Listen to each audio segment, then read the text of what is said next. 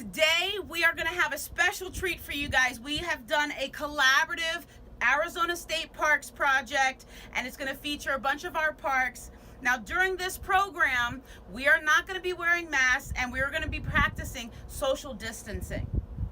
Stay tuned. Good morning, I'm Park Ranger Curtis. And I'm Park Ranger Caprice. We're here at the Tombstone Courthouse State Historic Park. And our park is well known for its two-story Victorian-style structure. The structure is built in 1882, and it housed the Cochise County Courthouse from 1882 until 1931. The features of the building are the original courtroom upstairs, the sheriff's office, and the jail. My favorite thing here at the park is the unique experience we have of being able to step back in time while exploring the park. Here, for example, we have the original wooden staircase that led the public up to the original courtroom. And today, 138 years later, our guests use the same stairs to access and view that same courtroom.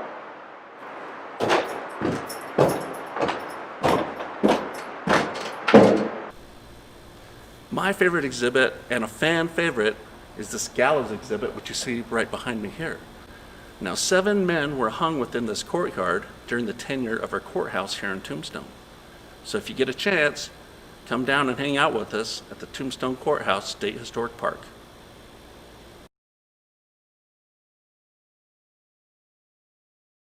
Hi, my name's Riley and I'm a ranger at Red Rock State Park in Sedona. What our park is known for as well, it's red rocks. If you've ever been to this area, you've probably noticed that the rocks here are very red. From our rock formations to the rocks you find on the ground and responsibly put back. Even our dirt is red. This is because the rock layers that form Sedona contain iron-rich minerals.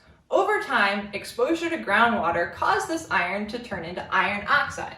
Iron oxide is a simple chemical compound that is made up of iron and oxygen. You're likely very familiar with a common form of iron oxide that is known as rust. In Sedona, the iron oxide spread throughout the rock layers, coating the individual grains of sediment and dyeing them red. So, just like you know, leaving this outside will eventually make it look like this. Now you also know how Sedona got its red color.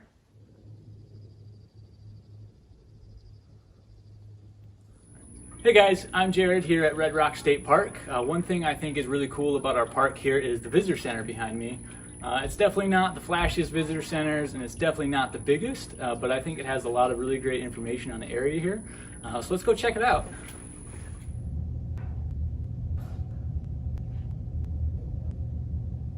As you can see, there's a ton of really great information in there. The topics cover geology, mammals, birds, plant life. We even have a pretty cool diorama down in there. Don't forget to check around the outside of the visitor center. You never know what you might find. One of my favorite displays in the museum is the Critter of the Month. It rotates every month and features a new critter. This month it's on the majestic great horned owl. Maybe you just worked up quite the thirst out on a hike. We've got you covered. Or perhaps you saw something cool out on the trail and you want to ask a question. Don't hesitate to ask one of the rangers or volunteers inside the visitor center. They'd be happy to help. People really seem to like this park, but don't take my word for it. Let's ask this totally random stranger whom I have never met before. Sir, what do you think of this park? No, I really seem to like this park. Well, there you have it. Thanks for watching. Hey everybody, it's Ranger Sarah from Picacho Peak State Park. So today I'm going to tell you why I think our park is super awesome, why people come out here and visit. And I'm also going to tell you about my favorite thing about Picacho Peak State Park. So people do come out here and they want to go hiking and they want to go camping and they want to have a nice picnic. But did you know that we are also a location of where a Civil War battle took place? Southern Arizona, right? That doesn't sound like that would happen, but it did. On April 15th, 1862, Union troops out of California met Confederate troops out of Tucson. The skirmish was pretty small. It only had about 24 people involved. 3 Union troops were killed during that skirmish, but it had a bigger impact as that it pushed out the Confederacy from Tucson. Now, we have a beautiful interpretive trail here that talks all about the battle that took place. And as always, you can always give us a call here in the park. So let's talk a little bit about the geology of Picacho Peak. Questions I get every day is that a volcanic neck? Well, no, it is not a volcanic neck, but it is there due to volcanic activity. This mountain behind me is full of crystalline rich andesite. And andesite is an extrusive igneous rock, which means it was created by a volcano. It's hard to see, but this is a very eroded lava flow. Pretty cool. So when you're hiking up that peak, you are actually hiking on lava that did once flow in this area. We're not exactly sure where the volcano was because this was placed here due to a detachment fault. So a lot of things kind of moved around, but there is some rich volcanic history here in the park. And just know when you're hiking up there, you are hiking on lava that has cooled off. So that's pretty cool to think about. My favorite aspect of the park, and that is our wildlife. Due to our hot temperatures, our little creatures are not going to come out until they're in the shade or at night. We have everything here from javelinas, coyotes, mule deer, kit foxes, an occasional bobcat, snakes, lizards, birds. We're very fortunate to have a wide range of Sonoran Desert creatures. So if you ever see one, let us know and we would love to tell you all about the animal you saw. Thank you for giving me your time today to educate you about the Civil War battle that took place, the geology, and my favorite part of the park, which is the wildlife. Remember, if you're coming out here to hike, stay hydrated and be safe. Have a wonderful day.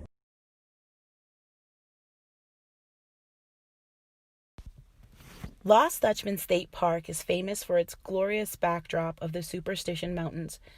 The Superstitions are known for its legend of the lost gold. According to local lore, German immigrant Jacob Waltz laid claim to a gold mine somewhere within the Superstition Mountains back in the 1870s. Mr. Waltz was known as the Dutchman. Dutchman is a common term for anyone of German descent coming from the German word Deutsch. So he was not Dutch, as many people believe, nor was he lost. However, his supposed gold claim still remains a mystery.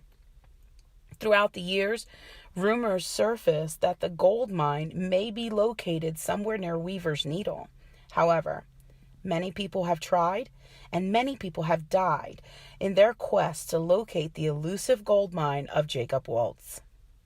Today, visitors to Lost Dutchman State Park seek adventure by hiking and camping amongst its beautiful surroundings of the Superstition Mountains. So come in and spend the day on our trails. Bring your tent. Stay the evening with us in the shadow of the massive Superstition Mountains, as one of our famous Arizona sunsets relaxes your sore muscles from a day's hike. We look forward to seeing you. My favorite thing about Lost Dutchman is the awesome hiking. This park has super fun trails for everyone, from an easy 1 mile to the toughest hike in the valley. On the scenic Treasure Loop Trail, you can get stunning views from the top, but if you really want a challenge, the Siphon Draw Trail to the Flatiron awaits. Beware, this is not for the inexperienced hiker. The trail ends at the wilderness boundary, and the last mile is not marked and go at your own risk. But if you're an avid hiker ready to conquer the mountain, be ready for a full day hike, bring tons of water, and don't do it alone. You won't be sorry. At the top, when you've gained nearly 3,000 feet, you get the satisfaction of completing this strenuous climb and a beautiful view.